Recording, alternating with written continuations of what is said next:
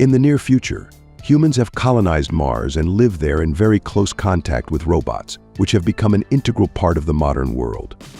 June and Dominic are two young programming students sharing a room. One evening, a man knocks on their door, claiming to be a police officer. Once inside, he attacks Dominic, breaking her neck, and then shoots her robotic cat. The man fails to notice June, who is hiding in the bathroom. At the same time, two private detectives, Aileen Ruby and her android partner Carlos Rivera, are searching for a hacker named Roberta and her robot assistant. Detective Carlos Rivera had died 5 years earlier and was replaced by a robotic copy. The detectives first find the robot, and then Carlos uses his capabilities to track down Roberta. Realizing she's been exposed, the hacker orders her assistant to attack the detectives, but Aileen shoots first. Aileen rushes to the indicated room, but Roberta manages to burn her laptop and escape through the window. There is also a confrontation between Carlos and the hacker's robot, but the android is thrown down and destroyed by people protesting against the enslavement of the world by artificial intelligence. Using agility and speed, Roberta escapes from a line, but Carlos captures her. Then he shuts down due to critically low memory. After finishing their case on Earth, the detectives return to Mars and take the criminal to the police station. Roberta had hacked the databases and deleted all evidence against her, forcing the detectives to release her. Later, Aileen and Carlos go to a wealthy client, Chris, who knows about the incident but asks them not to worry and enjoy some downtime, as the hacker no longer poses a threat to him. Aileen, accustomed to performing her job well, cannot come to terms with the failure and continues her intense training despite a bleeding wound. A few days later, a man reports at the police station that his 18-year-old daughter, student June, has vanished. June is a young and talented programmer, and she didn't pose a threat to anyone, so the father doesn't understand who could kidnap his daughter and her roommate. Discussing the new case, the detectives notice androids around them slowly going mad due to hacking attempts, but Chris's security suppresses any uprisings, acting aggressively and mercilessly. Going to the university, Aileen and Carlos speak with a professor to learn more about the missing students. The professor reports that June was working on a special project that got out of control some time ago. Security footage shows the girl trying to hack an android, but it breached protocols and tried to attack her. According to the main principles of robotics, androids under no circumstances can harm a human, but it seems someone wants to change this. Later, the detectives decide to inspect the girls' room, where a bloody shootout occurred. Smelling something foul, Carlos scans the room and finds Dominic's body hidden in the ceiling. The parents identify the body of the girl but deny Dominic's involvement in anything illegal. Forbidden drugs are also found in the room, supposedly taken by June to enhance her brain function. In the evening, the inspector helps Aileen conduct some research and analyzes the composition of the pills to find any clues. Carlos decides to visit his ex-wife and daughter, despite not being in contact with them for a long time. The woman reacts negatively to the detective, knowing well that he is not her husband, but an android with no real connection to the man, except for the memories loaded into him. She doesn't let Carlos inside, and her new lover tries to rudely drive the detective away. Carlos would love to punch the man but can't due to factory restrictions and safety protocols. At night, the inspector informs Aileen that they have found the android hacked by June. Going to a secret hideout, they discover the bodies of several robots and realize there had been a brutal massacre. The androids had built a spaceship and were planning to leave Mars, but such behavior is atypical for robots. Later, it turns out that June's parents were very poor, and the girl earned money by working in a nightclub. It is assumed that she was involved in prostitution, but soon it becomes clear that June had made herself a clone. The android version of June engaged in love-making with men, while the real programmer girl adjusted and prepared other robots. The detectives managed to find and capture June and her robotic counterpart. During the interrogation, Aileen notices that an attack is being prepared, but she can't do anything in time. A mysterious woman with a long sword attacks them, resulting in the destruction of June's robot and harming Carlos. June and Aileen try to escape, but the girl is shot right next to the car.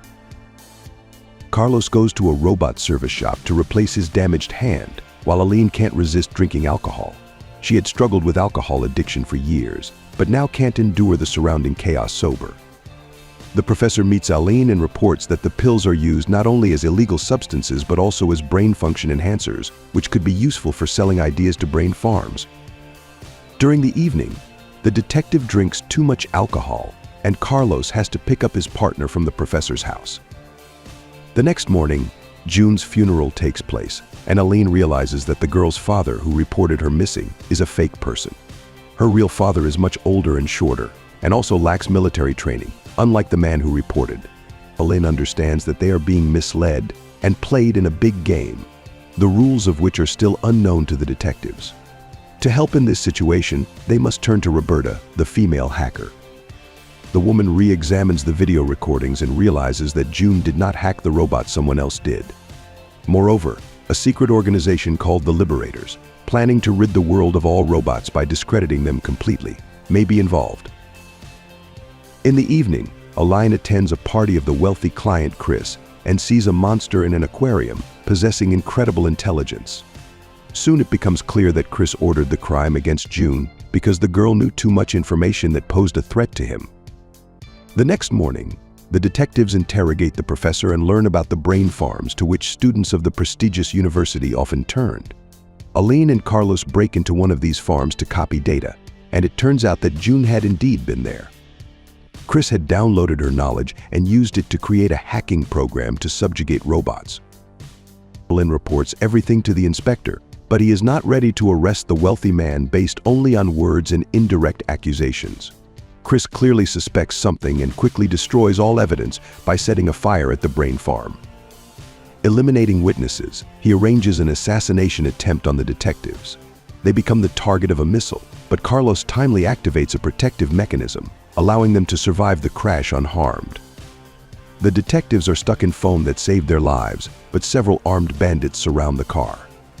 Emergency elimination assistants extract Aline from the car, and it seems like her last seconds of life.